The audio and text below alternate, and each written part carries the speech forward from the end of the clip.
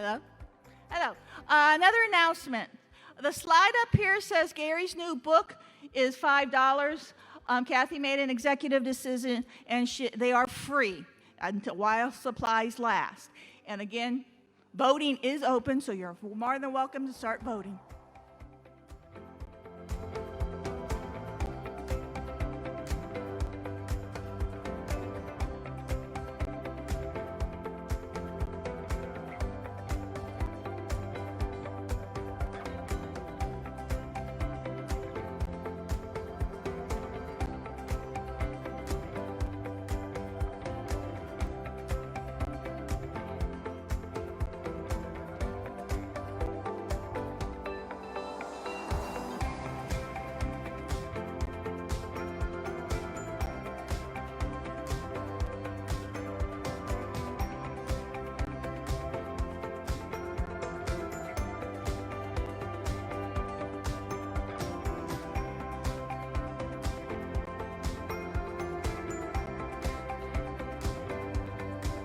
Okay, the books that are free are out on the in the foyer in front of the church office where Grace Pelly is sitting, and we also have them down here, okay, on the altars.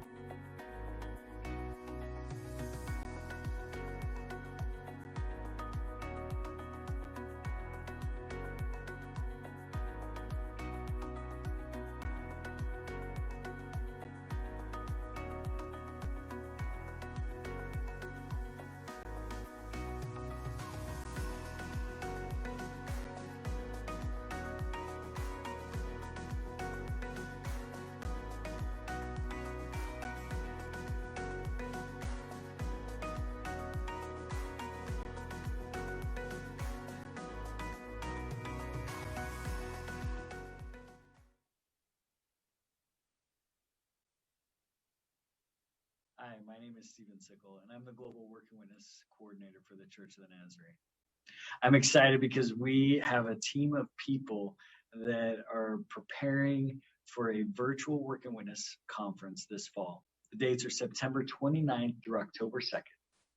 During those days, you will hear from missionaries Jay and Tiana Sundberg as they share about what God's doing in their ministry in Eurasia. And they'll be focusing on the theme of this conference, which is connecting through generosity, hospitality, and dignity.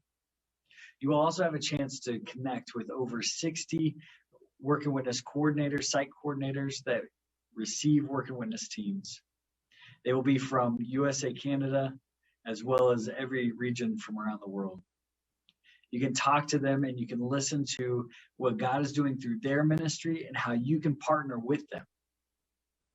This conference will also provide some breakout sessions, times where you can listen to experts from Nazarene Compassionate Ministries talking about disaster relief and holistic child development.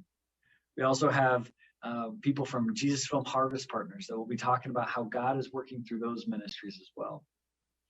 We have people from Global Missions talking about how to become a Nazarene missionary through the Send Me process. We also have a breakout session that I will be working with on partnerships, how to have a healthy partnership or what a healthy partnership looks like. We will also have some of our missionaries that have hosted virtual Work and Witness trips explain how your church could do a virtual trip. We have a special guest, and she is an author who has written a book about hot and cold climate cultures.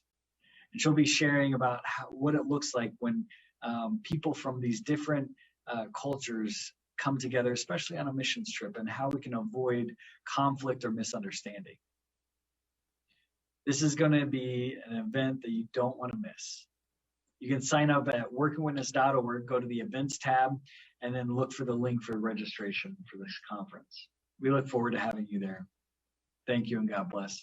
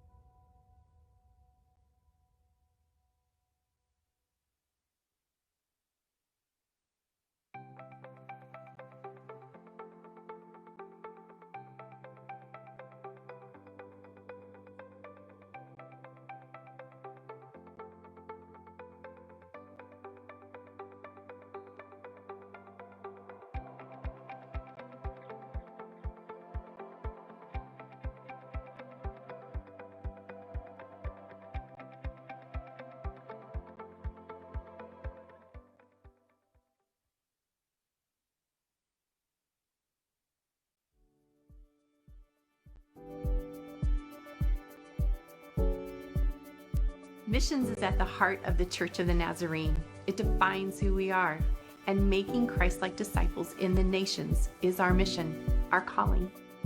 From the very beginning, we have prayerfully sent missionaries into the world with Christ's transformational love. Nazarene missions exist to establish and support local Nazarene churches around the world. Our belief is that through a well-organized group of believers, local communities can be transformed. Our work focuses on facilitating opportunities, making connections, and developing relationships through every church. Every church is provided with ongoing resources that help the church be effective in ministry and outreach. To make Christ-like disciples, mission centers around the 3 areas of compassion, evangelism, and education, focusing on the heart, soul, and mind of people in every nation. Each of these methods are interconnected, working hand in hand to bring restoration, share the gospel, and build sustainability within each community. Jesus said, "As the Father has sent me, I am sending you." We are answering this call. Nazarene Missions is a movement of God through the people of God.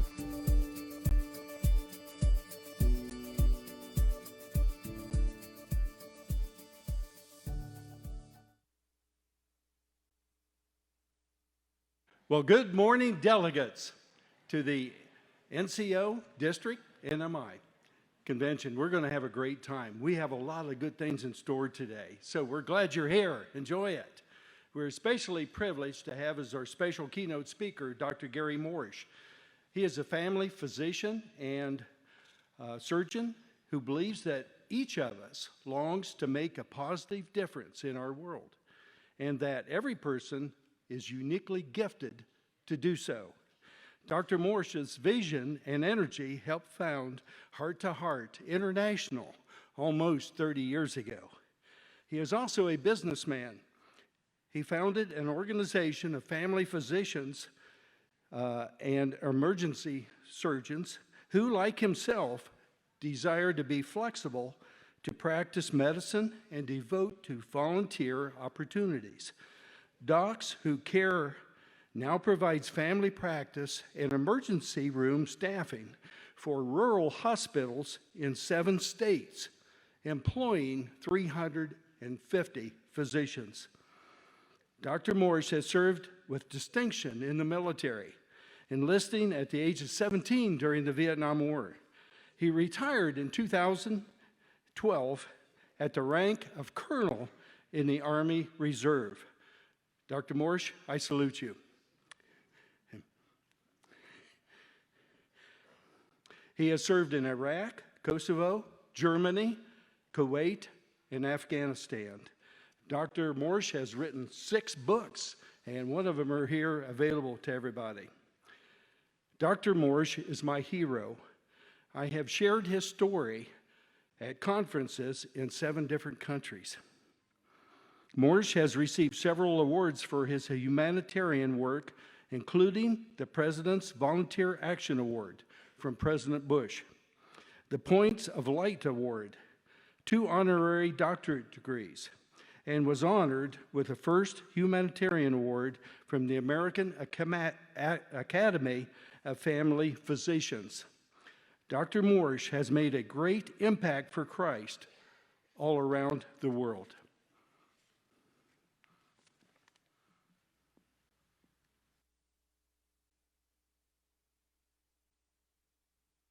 Breaking news tonight, the coronavirus forcing millions more Americans into virtual lockdown.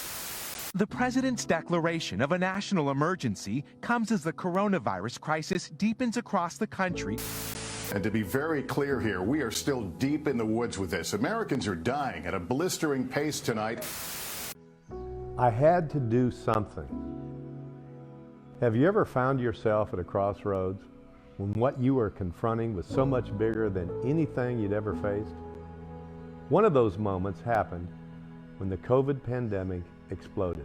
COVID brought New York City to its knees. Hospitals were overwhelmed. People were dying, and the governor was pleading for volunteer doctors and nurses. Well, I looked in the mirror and asked myself, I'm an ER doc. What should I do? I had to do something. And then I thought of the words of the prophet Isaiah. I heard the voice of the Lord saying, "Whom shall I send? And who will go for us?" Then I said, "Here am I. Send me." I asked myself two very important questions. If not me, then who? If not now, then when? So I went to New York along with many others and served. And COVID Care Force was born. And we went to the Navajo Nation and served. And we went to Tijuana, Mexico and served. And we went to the Chickasaw Nation and served.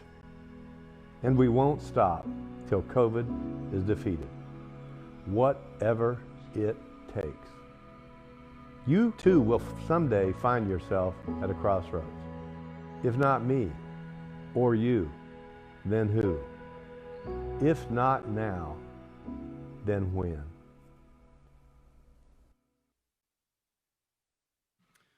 Ladies and gentlemen, may I present Dr. Gary Morsch.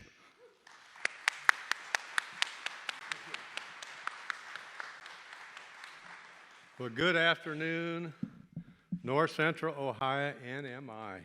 What a privilege to be here. A year ago, as the tragedy of COVID, the COVID pandemic, hit the world like a tsunami, I found myself at a crossroads. Now, I'm a family physician who became an ER doctor. And if this wasn't an emergency, I don't know what was. Over the years, I've dedicated a lot of my life to volunteering all over the world, especially in times of disasters and war. It's how Heart to Heart International began almost 30 years ago. I had even volunteered to join the Army as a young teenager, and as a doc, I've done many combat tours. So the idea of playing it safe is not in my vocabulary. When someone tells me something is impossible, or that's crazy, or there's no way, those are fighting words to me. I'm thinking just the opposite. Well, maybe it is possible. So what if they think I'm crazy? It sure doesn't hurt to try. Now, I don't know about you, but a year ago I was glued to the TV watching the news, as we saw even here on this video. COVID slammed into New York City. And as you all know, the hospitals were overwhelmed. People were dying. Even the governor was pleading for volunteers. So I started asking myself, and I'm sure some of you ask yourselves, well, what am I to do? As a pastor, as a layperson, what am I to do during this terrible pandemic? What should I do? One of the beautiful things about reading the Bible is that every now and then a verse that you've read will pop into your mind at just the right time. And the scripture will remind you of something that's important that God's speaking to you about. And sometimes, literally, you hear the voice of God through a scripture you've read speaking to you. And that's what happened to me. As I was asking myself, what is it that I am to do? A verse popped into my head. The verse from Isaiah 6:8. The prophet Isaiah saying, "And I heard the voice of the Lord saying," you've heard this verse, "Whom shall I send? And who will go for us?" In my heart, I knew that of all people, that I should be going to the front lines of COVID. In New York City, of course it was risky. Of course it was crazy. My family was worried that I was going to get COVID. I was worried too. In fact, to tell you the truth, I thought I would get COVID. I hoped I was going to survive it, but I knew there was a good chance. Going into the hospitals of New York City last April, it was dangerous. But if any of you know me, and I've met several of you who do know me, you know that I'm not one to play it safe. Not me. You see, when there's a car accident, I stop to help. When there's a disaster, I'm on the first plane to wherever the disaster is. I sure didn't join the Army to play it safe. If I believe in a cause, then I'm willing to put myself into harm's way. But good Lord, this was COVID. And people my age, and some of you your age, were dying of COVID. But then another verse popped into my mind. Greater love has no one than this, to lay down one's life for one's brother, one's friends. I said to my wife and kids, of all people, shouldn't Christians be the ones to go to the front lines of need? Shouldn't Christians be the one of all people to serve even in dangerous situations? I mean, my kids are grown. I've lived a good life. And I'm looking forward to eternity. And if we believe what we say we believe, why wouldn't Christians be the first ones to go in a time of great need like this? Well, many of my friends were skeptical about me heading to New York, certainly my family. And I remember my daughter saying, Dad, of course you can go. You're an ER doc. This is what you do, but you're good at inspiring and recruiting and organizing people like you've done with Heart to Heart and One Heart, Many Hands and other things. Shouldn't you stay home and organize things so that other people can volunteer? That seems to make sense. But I just couldn't get the words of the prophet Isaiah out of my head. Whom shall I send? And who will go for us? And I thought, if not me, then who? If not now, then when? And I realized in that moment, God was calling me to go to the front lines. And so I went to New York City. It was the first week of April. It was the very peak of their pandemic. Our airplane, the airplane I took was almost empty, except just for me and a few volunteers. We landed in New York City, and I thought the rapture must have come. It was a ghost town. I mean, there weren't, if you've ever been in New York City, you know the traffic, gridlock, bumper to bumper. And the expressways were empty, except for an occasional ambulance screaming by, transporting another patient with COVID. And I mean, I hate to admit this, but it was the expressways were so empty, no cars anywhere, that I actually did something illegal, I'll confess. I drove with my knee and answered texts and emails while I was driving. It was that empty. And this is New York City, of all places. Well, the hospitals, they were jam-packed. People sick, people dying. Beds were stacked 2 and 3 deep in the ER when there was only supposed to be one. In the hallways of the hospital, in the waiting rooms. They closed waiting rooms and put tents outside to be the ERs. And the waiting rooms are turned into COVID wards. But the saddest thing, and some of you have seen this on the news, the saddest thing was a refrigerated truck that was brought in and sat outside the back of the ER. You know what the trucks were for. They were for the bodies of the deceased. And saddest of all, that one truck, every few days, a second truck was brought in, then a third, kept filling them up. By the time I left, after a couple of weeks, there were 5 refrigerated trucks lined up outside our ER. Well, it was while I was in New York City that I got another call. This time it was from a tribal leader of the largest Indian reservation in the United States, the Navajo Nation. The call was from the district superintendent of the Navajo Nation of the Church of the Nazarene, Reverend Johnny Nels. Some of you know him or may have heard him. He told me that COVID was ravaging their tribe, that their elders were dying, the elders who they respected, the elders who held the language and the culture and the stories of the Navajo people. And they were dying rapidly. And he said, "Can you help us?" So I found myself at another crossroads. It was another Isaiah moment for me, with God saying, and I heard the voice of the Lord saying, "Whom shall I send, and who will go for us?" I said to myself, if not me, then who? If not now, then when? So I went, along with other volunteers, doctors, nurses, PAs, nurse practitioners, medics, paramedics. We went to the Navajo Nation. President Jonathan Ness, the head of the tribe, has continued to ask us to continue working there. Because even before COVID hit, there was a great shortage of healthcare workers. We are there now, and we will be there into the future. Well, one night when I was driving across the reservation, and this reservation, if any of you have been there, it's huge. It's as big as West Virginia. It crosses New Mexico, Arizona, clear up into Utah and Colorado. I was driving from Gallup to Winslow to check on some of our teams. While I was driving, I received a phone call on my cell phone. Now, generally, if I don't recognize the number or the name's not in my contact, I don't answer the phone. Too many spam calls. But for some reason, I just felt checked. I should answer this call.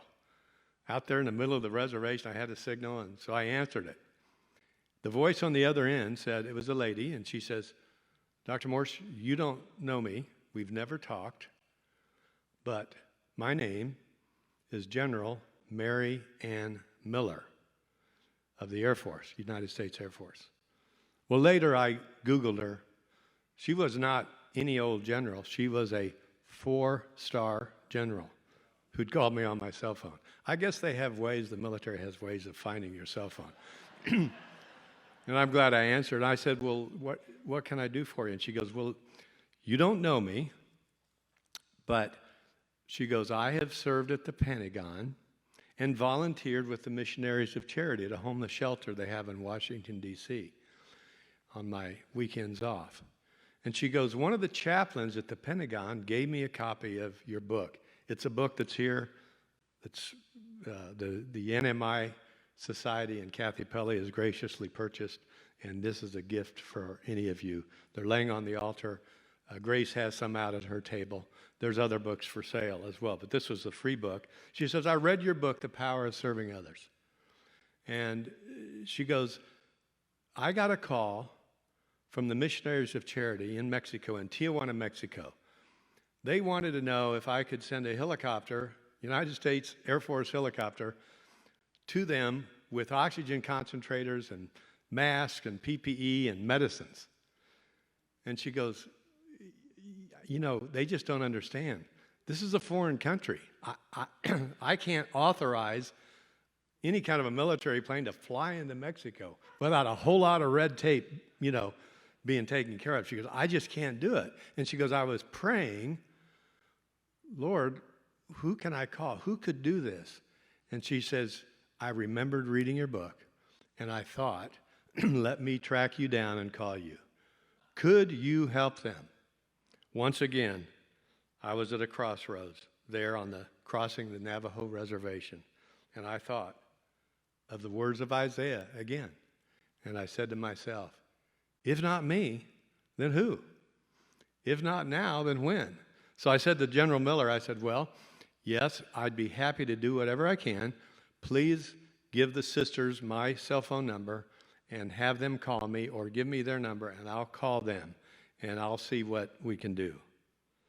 So I answered that call, and along with other volunteers, went to Mexico, throughout Mexico, including today in Tijuana, where we have volunteers there right now. Well, I've told you my story. All of us have stories, how God has allowed us to participate in his mission, how he's called us to serve others, many opportunities. But I do believe this, that at some point in life, every person has a dream, a passion, a calling, a sense of something that they'd like to do, an idea that they'd like to try, or a need they'd like to tackle. At some point in life, and it may be today, there is something that is burning inside of you, something that you feel you are put on this earth to do. And of course, this dream, this calling, this purpose may give you fear and anxiety. And it may be something that is risky and that people may say is crazy or impossible or something indeed that might fail. But when you recognize the call, I hope you'll ask yourself, if not me, then who? If not now, then when? Now there's another side to God's call that we often think of, that God's call is to do something spectacular or something huge, something important, exciting, extraordinary, incredible. Yes, sometimes God does call us to do something that turns out to be pretty extraordinary or spectacular. I was called to do something small nearly 30 years ago. Little organization called Heart to Heart International that now, almost 30 years in, has delivered $2 billion worth of medicines, medical supplies to mission hospitals and clinics all over the world, including every one of our Nazarene hospitals, and even as recently as last month, had medicines and teams going to Kujip Nazarene Hospital in Papua New Guinea. Yeah, sometimes things do turn into something pretty big. But you know what? That's not the point. Usually what God calls us to do is not something that's going to turn out to be real spectacular to anybody else. Most of the opportunities we have to serve are not some big earth-shaking thing. More often, God calls us to do things that are pretty ordinary, mundane things to serve other people. These opportunities come to us every day. But sometimes we ignore them, waiting on the big call, waiting on the call to something major, something extraordinary. But you know what? God's call is more often to do things in service to our fellow man with right where we are, with the people who are around us or the people we encounter from hour to hour, from day to day, as we live out our lives. I learned a really important lesson about this whole idea of service. You know, when you're growing up, you tend to think of, when you hear missionaries and pastors and evangelists, you think, well, God's going to call me to do something pretty big. And so we wait, and we wait for that. But I learned an important lesson from a school teacher. And now, she wasn't my school teacher. She was a school teacher, and she taught geography. And she taught it at a girls' Catholic high school, private girls' Catholic high school. Geography? Do we have any geography teachers out here? I love geography. I see one. But, you know, did geography change the world? Well, actually, it did. If it wasn't for geographers, we'd be in big trouble. But she didn't teach Bible. She didn't teach New Testament. She didn't teach theology. She taught geography. And she taught it in one of the poorest cities in the world, and you're going to know who I'm talking about. She taught geography at a Catholic girls' high school in Calcutta, India. Agnes was her name, but we know her as Mother Teresa. Mother Teresa taught at that high school for 18 years. And after 18 years, she felt God calling her again. She heard the voice, as Isaiah did, "Whom shall I send, and who will go for us?" And perhaps Mother Teresa even thought of the words that I asked myself. If not now, when? If not me, then who?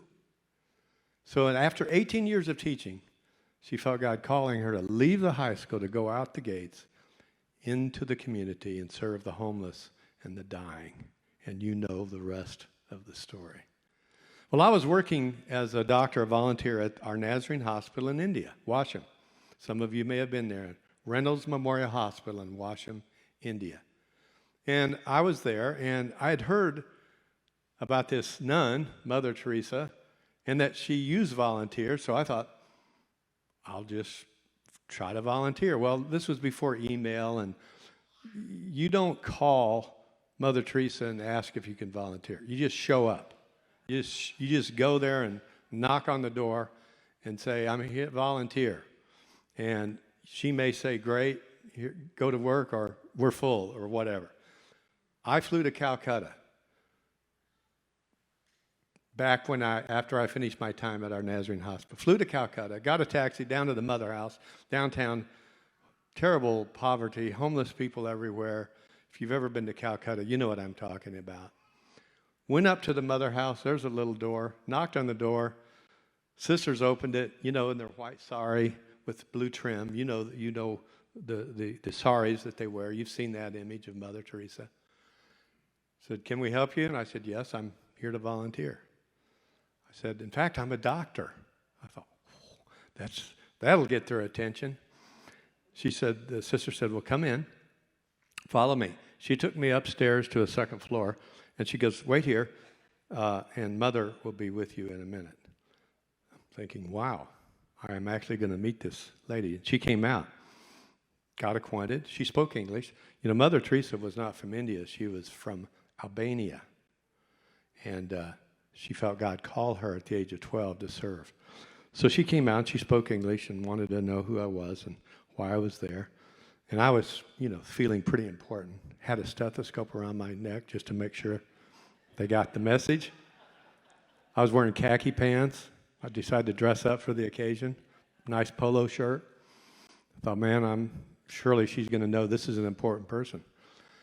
And she goes, "Well, just a minute." She goes, "Yes, we would love to have you volunteer." She walked back into a little room and came out with a piece of paper. It was folded up. And on the top, she wrote, Sister Priscilla. And she goes, "Go to the home for the dying and take this note. Give this to Sister Priscilla." I was thinking, yes, the home for the dying. I am an ER doc. This is what I do for a living. This is what I'm best at, saving dying people. I'm just so glad they didn't send me to the orphanage to play with little kids or to hold babies. I don't want to do that. I'll let some of you do that. I do not have a lot of mothering instincts. I'm a doctor that saves lives, that cuts people open, does crazy things. So she said, "Go to the home for the dying." I was going, oh, thank the Lord. So I went across town, took a rickshaw, got there, went to the home for the dying, asked for Sister Priscilla, walked into the little lobby area, little room, and they got her, and I handed her the note. I should have read it first, but I didn't. I just handed it to her. And she smiled and says, "Oh, good, doctor. Come with me." So I realized real quickly, we went to the men's ward, but we went to the men's ward, and then we went to the women's ward. We didn't stop. I thought, oh, well, this is good. Women first, women's ward, but we didn't stop. We went to the kitchen. I thought, oh, good. Now they're going to feed me. These sisters are so nice. But we went to the kitchen, right out into an alleyway, and she stopped. And she goes, "Here's what we want you to do." And she pointed to a big pile of garbage and two 5-gallon buckets and a little shovel. And she goes, "Doctor," I think they were like, "Doctor, we would like you to carry this garbage to the city dump. And you can't miss the city dump. Just go down this alley, like 2 or 3 blocks, and you'll come to it." And I still had my stethoscope around my neck. And I'm thinking, can I just leave it here on the... Well, no, it'll walk away real fast. So I'm loading up the garbage, and this isn't American garbage. This isn't newspapers and junk mail and cereal boxes and milk cartons. None of that was there. This was human waste, because they didn't have that. Many of the hospice patients, the dying patients, would use, have a BM right there on their cot. They didn't have sheets or mattress. They were just laying on little plastic cots, and the sisters would clean them off. And so this big pile of garbage was food scraps and human excrement and smelly and rotting. So I thought, well, okay, let's do it. So I started walking back and forth. And every trip I made, I got more and more not only humiliated, because I thought, this is a guy with a stethoscope carrying garbage. How does this look to the people that live there? And then I was thinking, this is not good stewardship. Sisters, nuns, I'm the doctor. I should be inside taking care of patients. You should have somebody else carrying this garbage. Why are you wasting my time? This is just not good management, not good volunteer. Many of you have been on a work and witness team. if they get there and say, oh, you're just going to carry garbage while you're here for the week, you're going to think, no, I didn't come to carry garbage. I came to build a church or a school or whatever. I got something important to do. Well, that's what I was thinking. I've got something important to do. I've got skills. I've got a profession. I have paid my way to come over here, and you're having me carry garbage. That is just ridiculous. That's what I was thinking. I had a really bad attitude, but I finally finished the job. By that time, it was like 2:30 in the afternoon. The volunteers, there were many of them inside, all went home at 4. So I knew we were about ready to leave. I thought, there's no need for me to go start seeing patients. I'll just have to come back tomorrow. So I decided I'm going to say bye to Sister Priscilla and be on my way, go back to the hostel, and I'll come back tomorrow and start over. Hopefully there won't be any more garbage. So I asked for Sister Priscilla. I went back to the kitchen, the women's ward, back to the front lobby.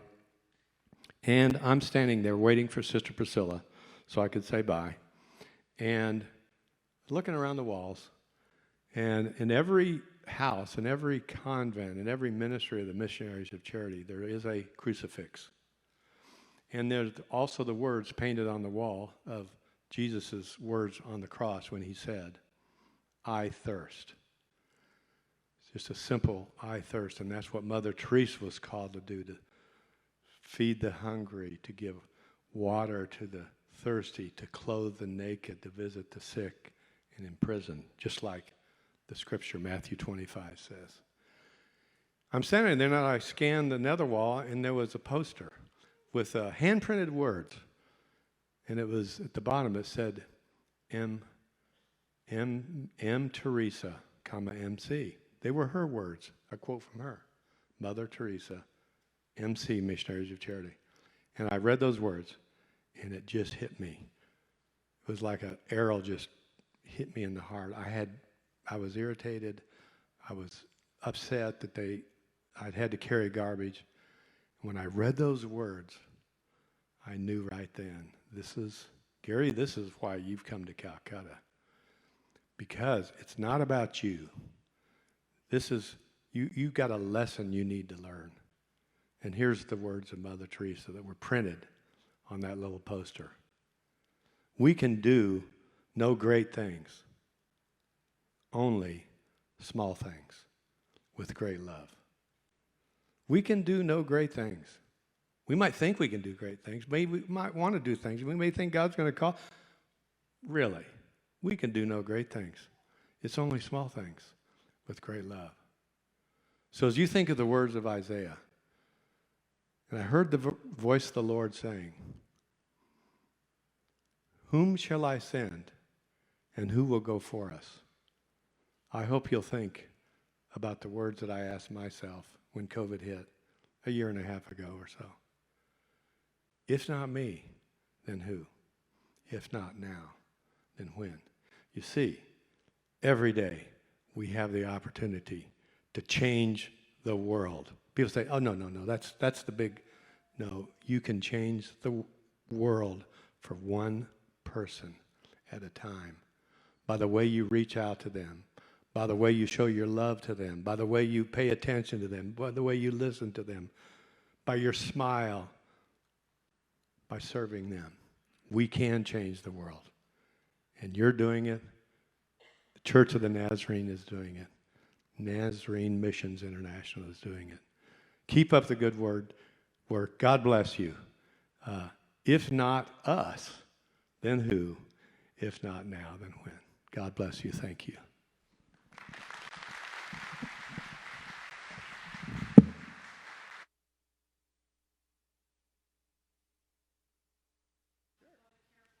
Sure, I'd be happy to.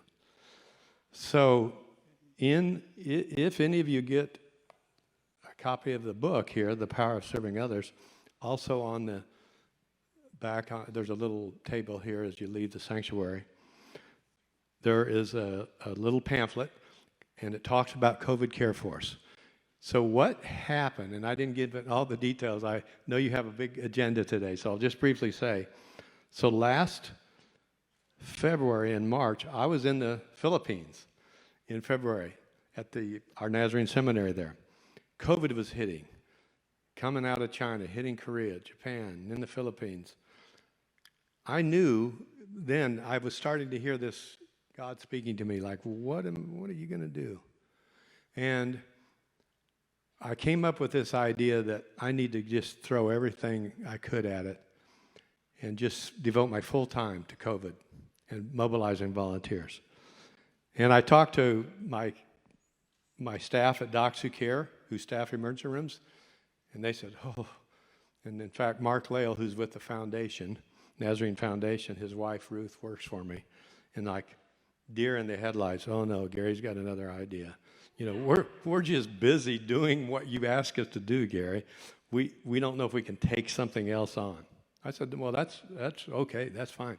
And I said to the Heart to Heart board and the leaders, I said, what do you think about us just throwing everything in and organizing volunteers? And they said, oh, we're going to be busy just doing what we always do, and even more so. And they said, we think it's a great idea, and we think you should do it. So I incorporated as a not-for-profit COVID Care Force. So that is a separate organization that exists, and over the past year or so, we sent out 75 teams of volunteers to 30 different places around the United States and Mexico. We have served 250,000 patients over the last year and a half since we've gone out. We've vaccinated, we've worked in the ERs and the ICUs, we've tested, and we're still doing that today with many places. So that is COVID Care Force. Of course, thank God, COVID is going to be defeated. It is being defeated right now. You're part of the success story. That's why we're here. I don't see anybody wearing a mask. We're defeating COVID. So what I've done is I got this ball rolling, and I've prayed and said, what should I do? And I felt as a good steward, I have employees and staff, they're called, they're passionate.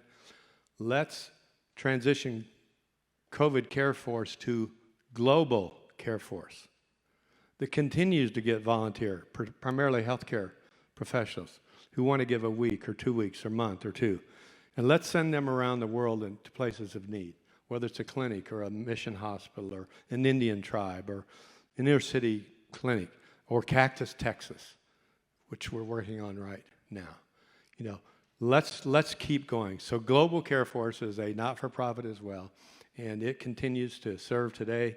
Staff are working, getting volunteers. If any of you want to volunteer, I'd love to have you contact me. There is a QR code. This is something new to me.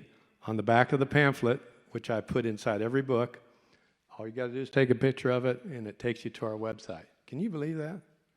That is, the next thing you know, they'll have a QR code to tithe. You know, you'll just like take a picture of it, and 10% comes out of your bank accounts. So you got to watch those QR codes. You don't know what, they're kind of tricky. Does that answer your question, Kathy? Thank you. Thank you. God bless you.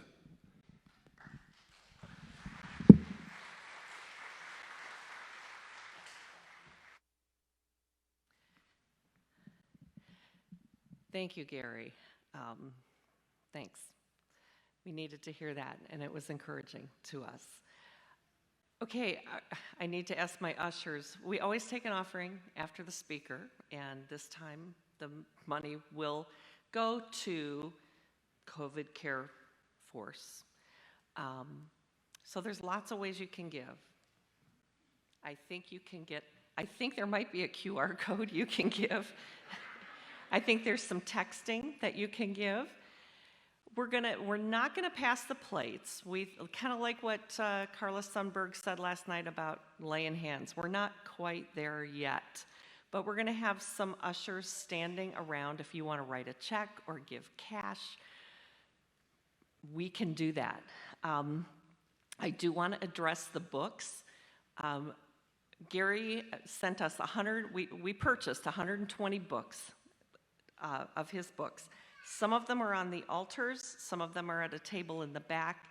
When they're gone, they're gone. And I know, are they passing the plate after all, after I just said that? Oh my word. Okay.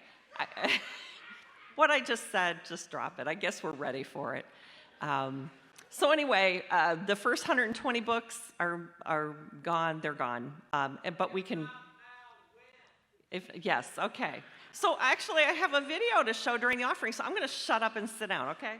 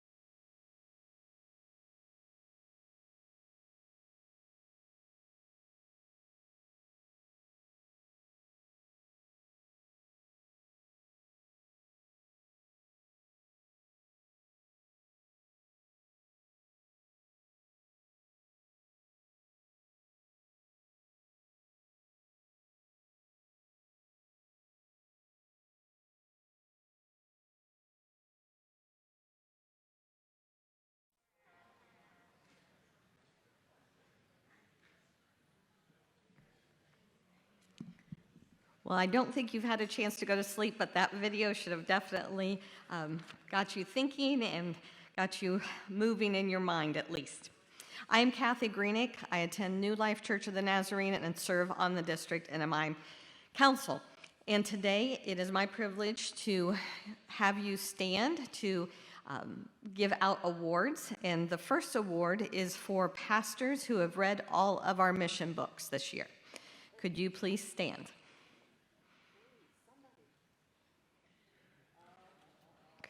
They must all be out to lunch. Mission Priority 1 churches, pastors and your NMI president, if you're here, please stand. Missions Priority 1. This is for praying, giving, educating, and engaging children and youth. Andover Cherry Valley, Ashland, Bedford, Brunswick, Garfield Heights, Victory, Clyde, Coshocton, Crestline, Doylestown, Elyria Community, Fremont, Jefferson, Lexington Journey, Loudonville, Mount Gilead Fresh Faith, Mount Vernon First, Mount Vernon Lake Home, Marion First and Kensington Campus, the Now Church, Wadsworth, Oroville. I see lots of people standing, and Rittman, Paynesville, Port Clinton, Shelby, Warsaw, Westlake Parkside, and Worcester. Again, those are Mission Priority 1. Thank you. Congratulations.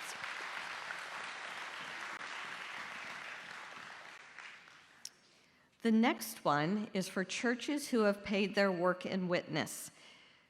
So if you could please stand. Crestline, Shelby, Mount Gilead Fresh Faith, Ashland, Loudonville, Brunswick, Worcester, Westlake Parkside, Elyria Community, Lexington Journey, Mount Vernon First, Bedford, Fostoria First, and Clyde. And those individuals standing, your pastor will receive a gift after assembly out in the foyer. So please make sure you pick that up, pastors.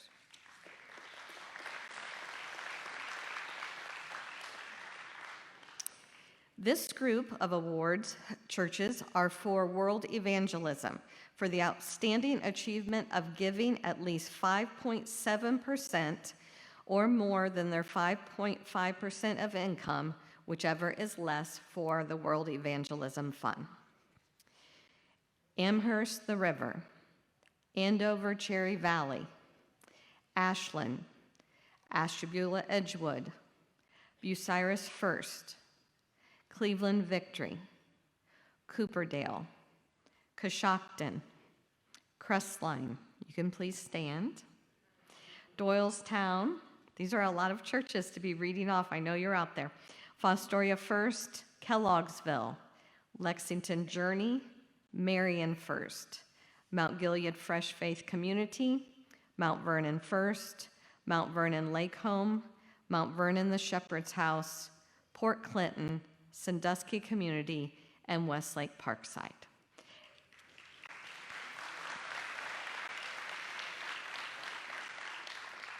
Pastors from the World Evangelism Fund Award, you also have a gift after assembly in the foyer. Thank you again. You can tell that different churches receive different awards, and some of you were repeat award winners, and we definitely appreciate your support of world evangelism and missions. Thank you.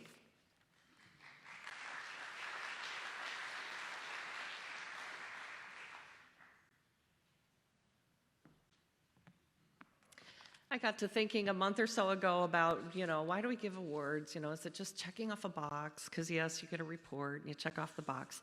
But really it is just an indication of the mission health of your church. Are you praying? Actually, one church wrote down that they weren't praying. and we're like, well, that's a problem.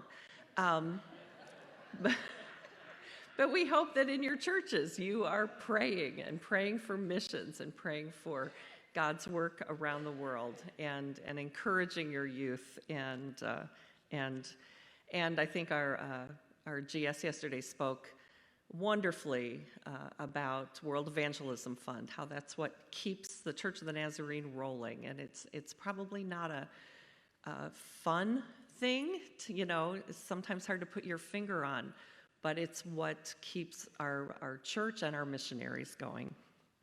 Well, I don't know about you, but in the past several months, this has happened to me a bunch of times. I see somebody I haven't talked to for a long time, which during this season of life has been easy, and we say right away, we are not going to talk about COVID. We're going to talk about other things in our life, but we are not going to talk about COVID. And it doesn't take very long, and we're talking about COVID. Because that's just the way it is. Everybody's been affected, and everybody's story is just a little different of how life has played out for you. Well, when we realized that we were going to have a convention, and we were talking about what do we focus on, somebody said, well, why don't we focus on COVID? There's a lot of good things that have happened during COVID, and right away somebody says, well, what about Gary Morsch? He would be a great speaker to show us what God has done during this time. And I wholeheartedly, I have to say, I didn't lead that charge. I wasn't sure what to do, but I jumped on it real quickly, and that's, I want to say thank you to my council for leading us in that way. COVID has changed the way that we do ministry, and in the next few minutes, we're going to meet some new friends. We're going to hear from some of our NCO friends, and we're just going to hear about how lives in ministry have been affected and how they continue to work during COVID. First of all, we're going to meet some new friends. Lynn and Sherry Schmidt are missionaries to the Church of the Nazarene. They have recently moved to our district, and I'm not going to tell too much of the little bit of their story I know, because they're here today, and they're going to share with you how God has worked in their lives, kind of introduce themselves to us, and while they're finishing up their deputation and getting ready to retire, they're going to be around, so they might be a great resource for a lot of your churches. So Lynn and Sherry, welcome to NCO, and they're going to share with us. And then we're going to hear from our longtime NCO folks. We have a video that Catherine and Ben Radcliffe put together in Cujip. Gary, if I'm not mistaken, I don't know, maybe I'm wrong, but did the WHO contact Heart to Heart about we need help in Papua New Guinea? And of course, you know, he was able to help put some extra docs on the ground in Cujip. And so we're going to hear from Ben and Catherine from our Lake Home Church, and they're going to give us an update on what's going on at the hospital. Then we're going to hear from Dr. Stephanie Donjas at Cactus. We've already heard that mentioned this morning, and she's going to give us an update on what's going on there.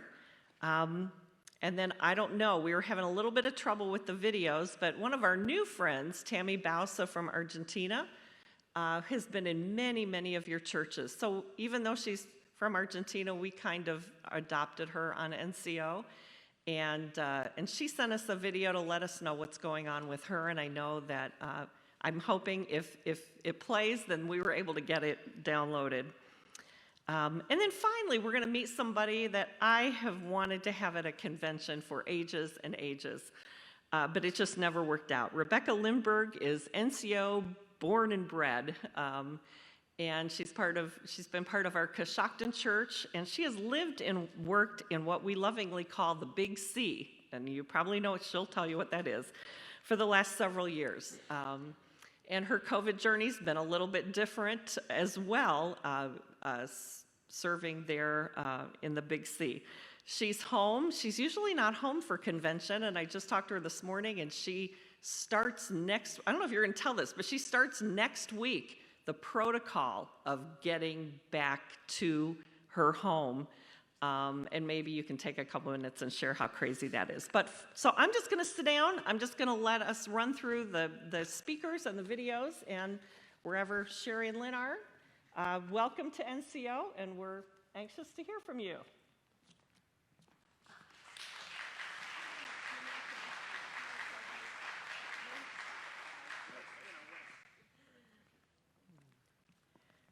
I don't know how to take care of that. Is it okay? Can you hear me? Oh, you can. Yay. We're thankful to be here. We moved to this district because of COVID. Funny enough, we were home unexpectedly. We were supposed to be back in the Philippines where we serve, and we couldn't get there because we had come home on furlough and then got stuck. We couldn't go. And during that time, a house came available, and we bought it. It was an old farmhouse, and it was before all the prices started going up, and we were just blessed beyond compare. Now we live next to our children in Delaware, Ohio. So we're on your district, and we're excited about being a part of this group. And some of you know us because we have already been to your church, and some of you are going to get to know us because we're coming soon. Lynn and I have been missionaries in Africa, and now we have been serving, even up through this time. Lynn's still teaching on Zoom, all our favorite friend right now, right? And I've been able to still continue being a chaplain at Asia Pacific Nazarene Theological Seminary. So I haven't actually been chaplain, but I've been a counselor, coach, if you know what a coach is. And so it's been kind of neat how God has allowed technology to be more ready for us to take still continue our serving of the Lord even when we couldn't be there present. I'm very excited about one of the videos that's coming up because we knew that a doctor can't really perform surgery over Zoom.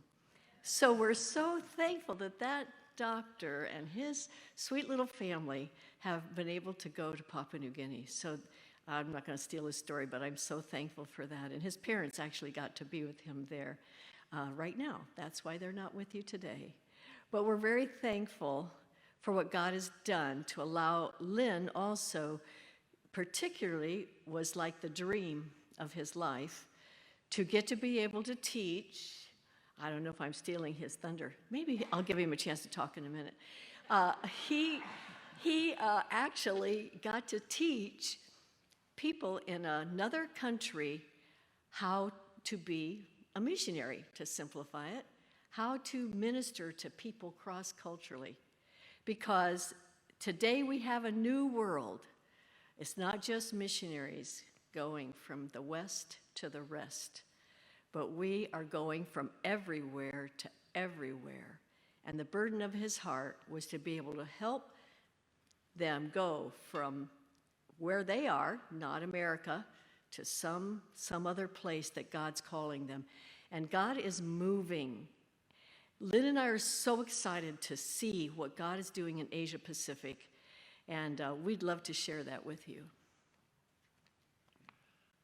Although we are fully booked for the rest of this year, so but going on beyond that, if you ever have needs and you're looking for someone in the mission area, we're always available.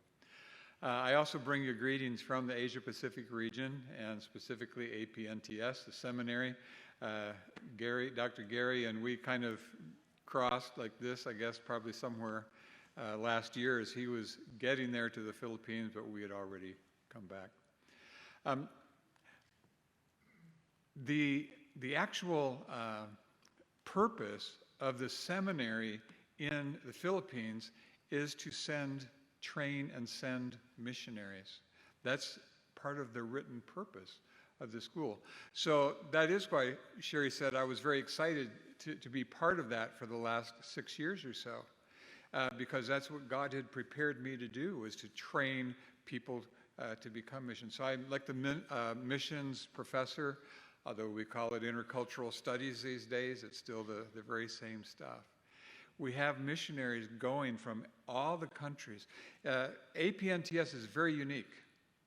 We have at any one time from 15 to 20 different countries represented, even more than that, ethnic groups and language groups, because from any one country there may be several ethnic groups or language groups, and from every continent, What a wonderful place that God has prepared just for doing engaging and training of new missionaries.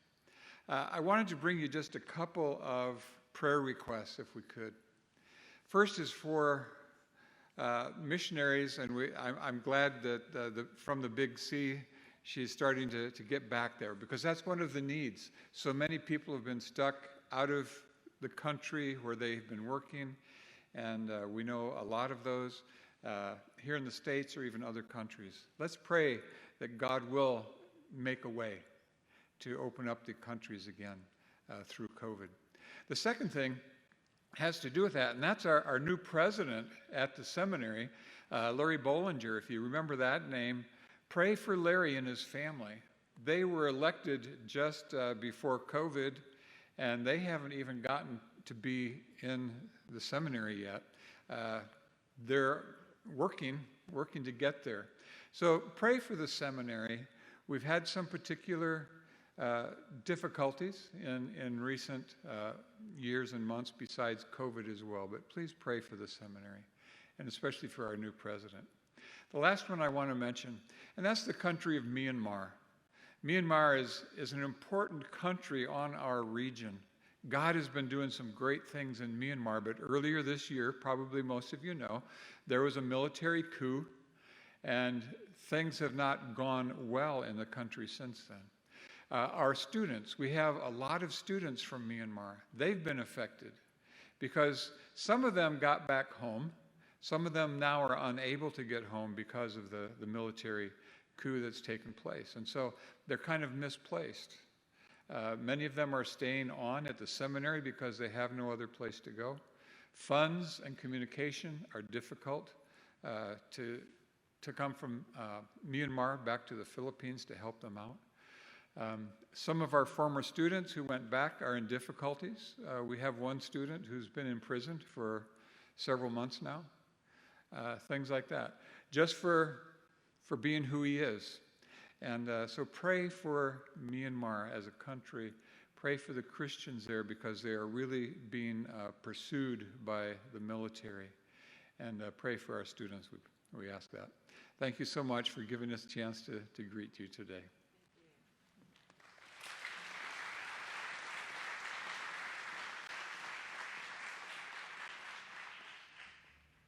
Hello, North Central Ohio District. It's great to be with you. We are the Radcliffe family, and we are talking to you from our backyard here at our house in Kujip, Papua New Guinea, where we serve as medical missionaries at the Nazarene Hospital here. We are excited to be with you. We wish we could be there in person, but I guess this will have to do for now. We want to thank you especially for your help and your prayers over the last year. Many of you know that we spent about 10 months in the States last year, and because of delays with getting a passport and visas and all kinds of things, we had extra time there, and then the illness and passing of my father as well occurred during that time.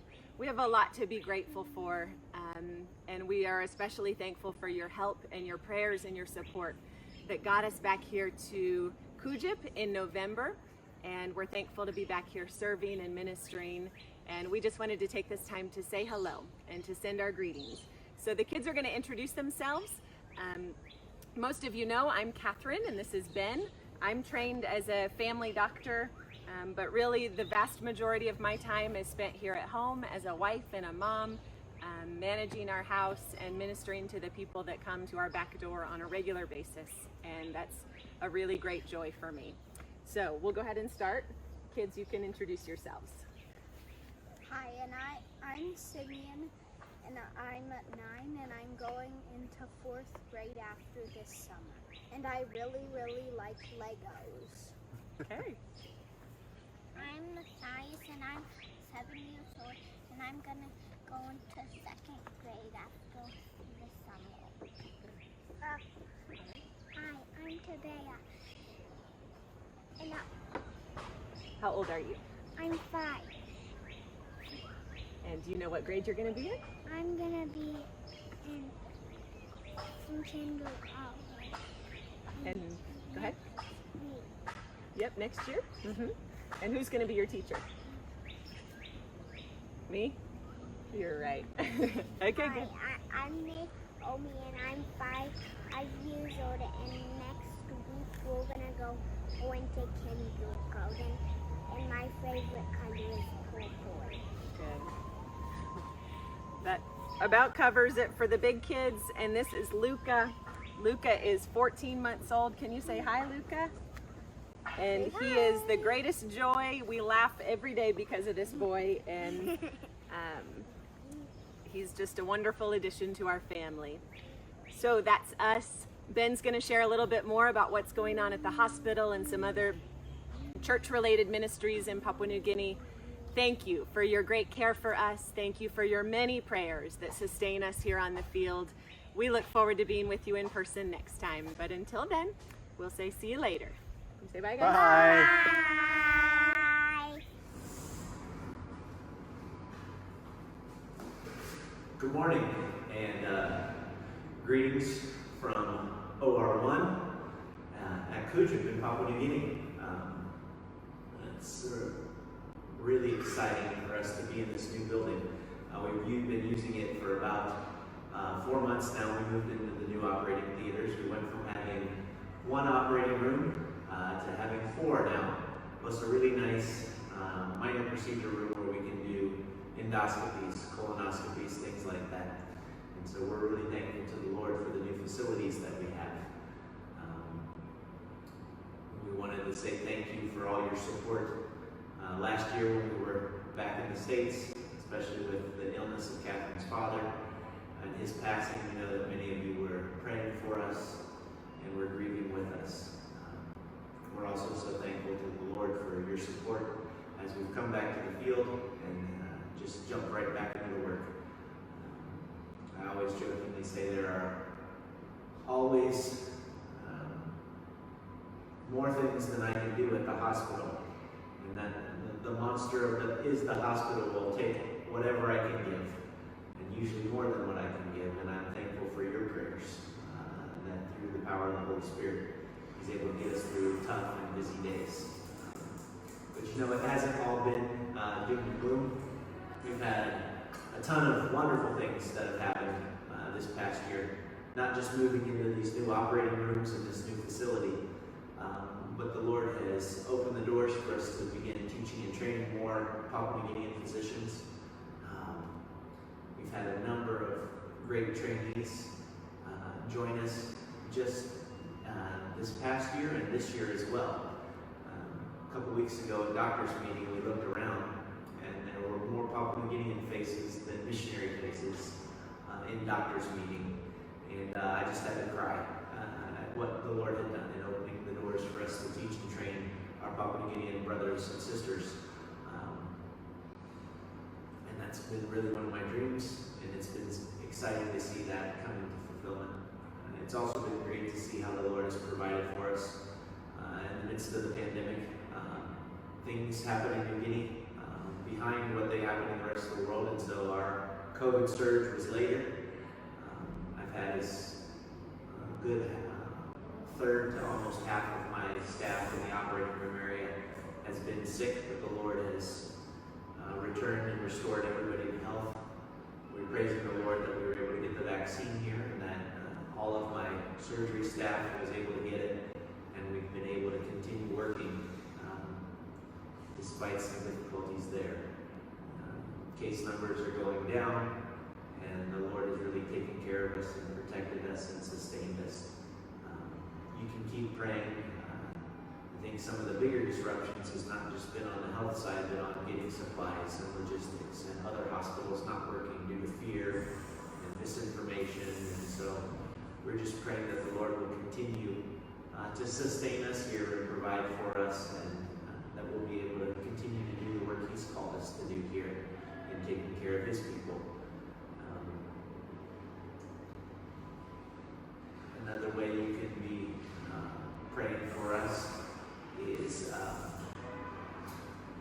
the Lord will continue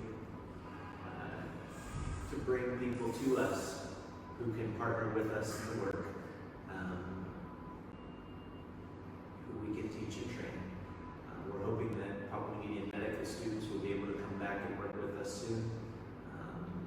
Due to COVID and other things, we haven't had medical students this year, and we've also had a shortage of doctors, which has made it difficult. But we're praying that the Lord will get the docs back to us who are in the States, and that we'll be able to get some more volunteers. We've been really blessed, and huge praise as we were able to get some volunteers this year, where last year we hadn't had any, and the hospital had been really short-staffed.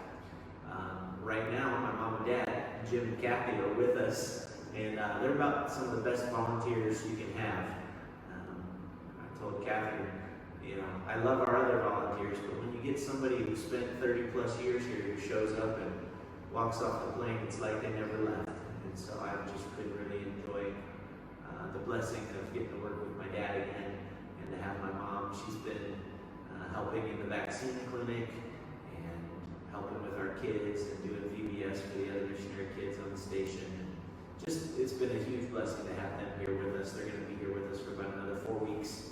We'll miss them when they go, but it's been wonderful having them here while they've been here.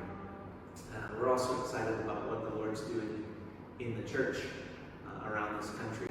Just recently, the Papua New Guinean Church sent out 4 missionary pastors' families to 4 new provinces or states where the church currently isn't located. And the Lord has opened work in 4 new provinces, and He's blessing with church buildings and land, and it's amazing to see what the Holy Spirit is doing in the church work across the country. It's just been really exciting to see. The Lord has also been active in working through lay ministry. There are about 20 of our staff who work here at the hospital, not just nurses, but people who work in other areas of the ministry who are strong lay members, but the Lord has called them to continue with their theological education, and so there's going to be some extension Bible school classes happening right here on the station at the hospital for ongoing training of the laity, and I'm hoping to be involved in that, and I'm really excited about that. We're just thrilled that the Lord got us back from the beginning and has been sustaining us this year, and we are excited for what He has for us in the future. And so I hope that gives you a little glimpse into what's going on here. And we look forward to seeing you all again in person, hopefully not in the far distant future. The Lord bless you. I hope you're doing well. Hello, NCO. This is Dr. Stephanie Dielman coming to you with an update from Cactus Nazarene Ministry Center and the Well Health Center. Andy and I moved here about 4 years ago to join CNMC and help start the Well, both of which are compassionate ministries with the Church of the Nazarene. And the community we serve in, Cactus, is not your typical West Texas town. We have people literally from around the world, from Myanmar to Eritrea and South Sudan to Cuba to Guatemala, many of whom have come to work in the local agriculture industry. And it's literally like the nations have come here to Cactus. And that's why the Church of the Nazarene is here, to make Christ-like disciples. So the Well's been open for about 2.5 years, and I guess more than half of that has been during the pandemic. And so Kathy asked me to share a little bit about that. And I'll be honest, I've made this video about 100 times now, because how do you really share about this year and how it's touched each of us? So what I decided to do was to share about some of our patients and our staff who not only have we been able to serve, but have touched my heart during this time. The first one is Maria, and her name's been changed to protect her confidentiality, but Maria was a lady in her 50s, and she works in a local tortilleria making tortillas. And so she sees a lot of customers coming in and out every day, and early on in the pandemic, she started to have some symptoms that sounded like COVID. Now, at that time, we hadn't even received testing supplies in our community. It was hard to get testing in bigger areas, let alone a remote rural community. It took much longer for those supplies to actually get out to us. But anyway, she came in, made an appointment because she was having a fever, and sure enough, she had some body aches and dry cough, and really was pretty typical symptoms for COVID. So we gave her some instructions on how to take care of herself. We prayed for her and asked for God's healing. And then we were able to give her a COVID care package, which was provided by the ministry center. Had things like toilet paper and hand sanitizer and cough drops and Tylenol, things just for people to take care of themselves as they went home and isolated and tried to rest and stay well with their COVID symptoms. And we were able to deliver dozens of those packages throughout our community through that time when we were seeing many, many cases. Fast forward a number of months to the time when we get the COVID vaccine, and that was thanks to some state resources as well as some grants that we received. We were able to do some vaccine clinics and to be able to provide that protection to some people in our community. Well, there were some folks that couldn't quite make it into our clinic. They were some shut-ins that were served by our CNMC staff as they delivered Meals on Wheels. And so they knew about this couple, the Santoses. And so they were interested in getting the vaccine. They were in their 80s and just had a hard time getting out. So we were able to actually, on our vaccine clinic day, go to their home and administer the vaccine. And when you get the shot, you have to wait 15 minutes. So we waited there with them to make sure they didn't have a bad reaction. And while we did, we just talked with them and heard about their life in Cactus. They had been there for decades. And so to hear about their time in the early days of Cactus was just quite fascinating, and even neater just to get to know one of our neighbors or two of our neighbors a little bit better. So those are the Santoses. And then finally, the last patient I'm going to share with you about, her name is Patricia. Patricia actually caught COVID last fall, and she was a little on the sicker side. She didn't have to stay in the hospital, but she did get put on oxygen. and was on that for a number of weeks. She was already one of our patients at the well, and so we followed her until she was well enough not to need oxygen anymore, and then continued to see her on a periodic basis for her blood pressure and low thyroid.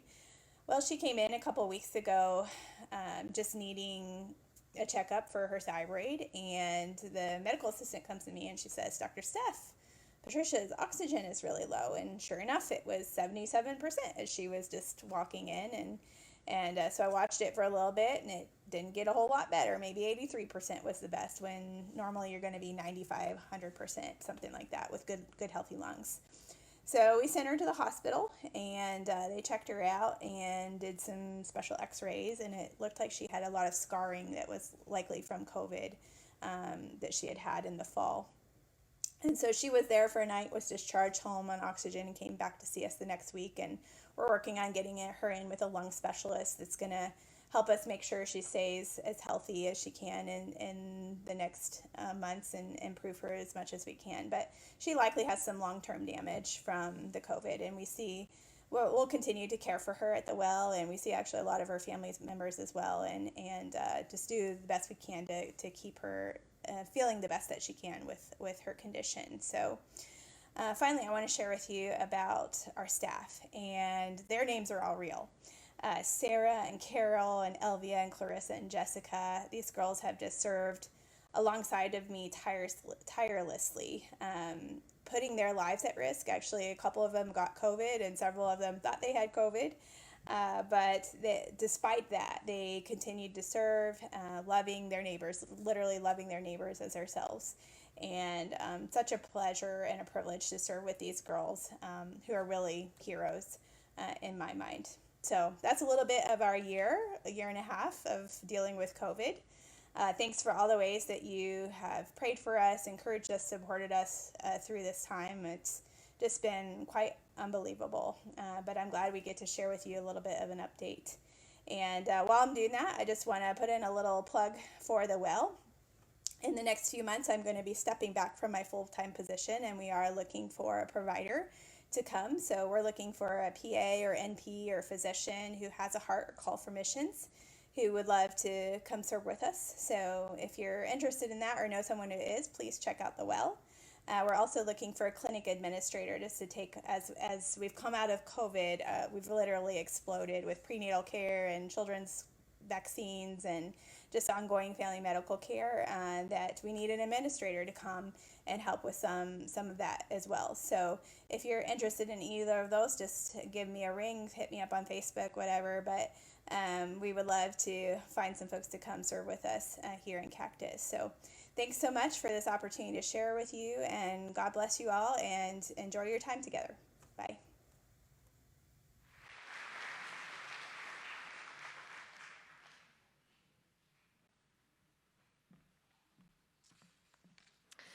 I have so enjoyed keeping up with Rebecca on Facebook, and another friend, Mary Beth, who lives in another city teaching. A lot of different things to deal with. Well, we've been all over the world today, and we didn't even need a passport. I can't believe we're running ahead of schedule, but nobody ever got mad if you let out early, right? But I do have a few announcements. I hope your heart has been encouraged today by how God is working around the world during a difficult time, not just here, but everywhere. I want to thank my council. If you're on the council and you're some of them are in the back working, but if you're in the room, would you stand? I just really appreciate all the work they do to help us. I think there's a few around. Thank you, guys. I got a report that just the money given for COVID Care Force / Global Code for Care Force, it's a lot to handle here, but $1,100 is what came in the plates besides what's been given online, so thank you for your generosity for that. When we dismiss, we have a little bit of a break before the next thing happens, so there will be gifts in the over at the side. We have gifts. If you have not picked up, if you were a missionary president of a mission priority church, there's a gift. If you're a pastor of a world evangelism church or work and witness payment, see me, and we have something for you. Ruby, could you run back and just grab a pretty blanket? Gary's books. There's a few more up here. There may be some. Make sure you pick those up. I have a few NMI materials like reading books and children's stuff that Kansas City just sends to me. Once I'm in the back, if you would like some free product, I just have 3, so the first 3 people that come to me, I'll give you some free stuff. If you'll notice that on the NMI tables, we're selling water and blankets. And what this is just, it's a donation to Work and Witness. Our Work and Witness we always need to spend more money than we have to make sure these trips happen. So the council's put together some nice blankets, and what you're doing is you're making a donation to Work and Witness, but you get to take a blanket home, you know, or a water if you're getting thirsty. So please see the blanket table, and if you can make a donation, that would be we'd really appreciate that. You've seen on the screens that we're scrolling. Thanks, Rube. If you've seen this, the missionaries are going to be on the district in the next 2 years for deputation. I have those schedules, so you can see me anytime throughout the rest of this week, and I can help sign you up to host a missionary. A missionary wrote me just before I left Monday, and she said, please, please tell the churches that we don't have to have a big service in a church. We would love to go to somebody's home and just talk about missions with a few friends. So please keep that in mind. You don't have to have a Sunday morning. Missionaries would love to come to someone's home or to a fellowship hall and just talk about missions. Especially if you're a new NMI president, would you come and introduce yourself to me so that I can see you face to face and I know who you are and who I'm communicating with. A very special thank you to Sharon. Is Sharon even still in the room? Yeah. Wave, Sharon. I know you absolutely hate to be up front. Hate it, hate it. But everything that you get in the mail, everything that comes by Facebook, it all comes from Sharon, and she puts my name on it.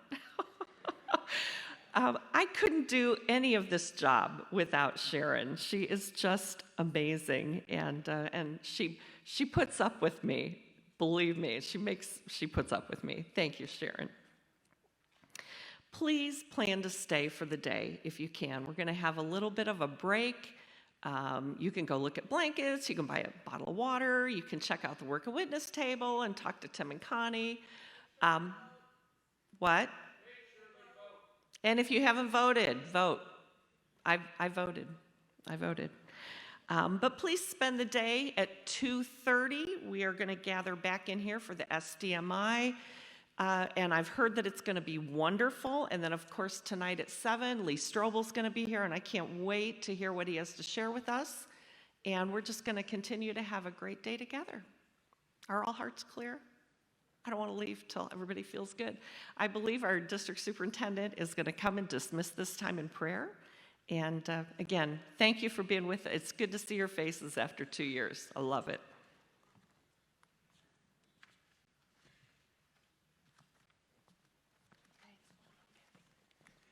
Can we just put our hands together and thank Kathy?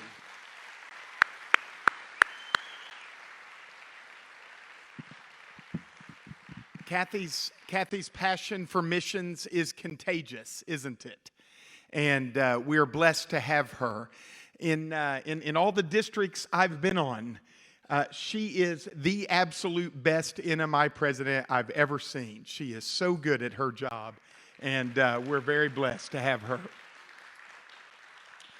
So we've heard some great stories. We've seen connectionally how dollars impact the world, how giving makes a difference. Now the responsibility for us is just not simply to write a check or to put something in the offering plate, but for us to get involved beyond financially giving. So as we depart, may the Lord use your life. May He use my life, and may the world be a better place because Christians from North Central Ohio dared to share the love of Jesus Christ. Let's pray together. Father, we thank you and give you praise for this day. We thank you for the privilege that we've had to learn, Father, what you're doing around the world. We ask blessings on those that serve. We pray, Father, for wisdom as they serve. And Father, we pray for us that in our own lives, you would involve us in the mission, that you would, Father, call us to more. And may, Father, each of us always be responsive to you when you call. In Christ's name, amen. God bless you. 2:30. We'll see you in a little bit.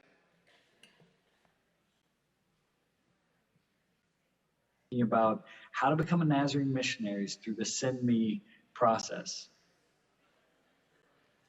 And I'm the Global Working Witness Coordinator for the Church of the Nazarene. I'm excited because we have a team of people that are preparing for a virtual Working Witness conference this fall. The dates are September 29th through October 2nd. During those days, you will hear from missionaries Jay and Tiana Sundberg as they share about what God's doing in their ministry in Eurasia. And they'll be focusing on the theme of this conference, which is connecting through generosity, hospitality, and dignity.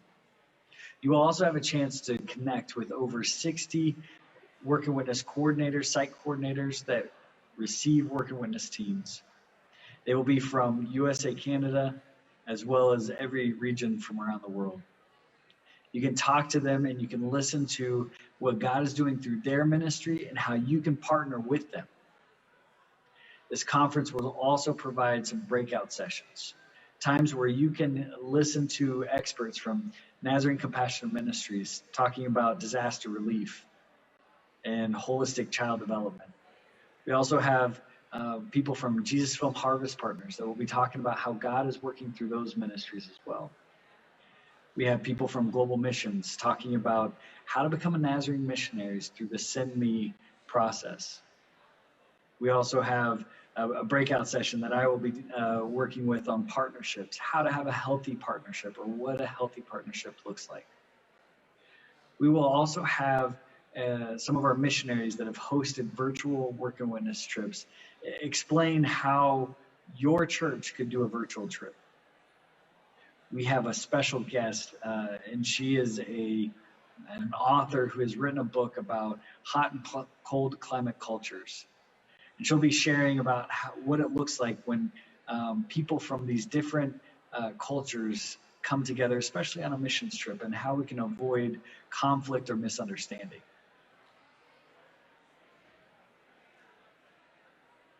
This is going to be an event that you don't want to miss.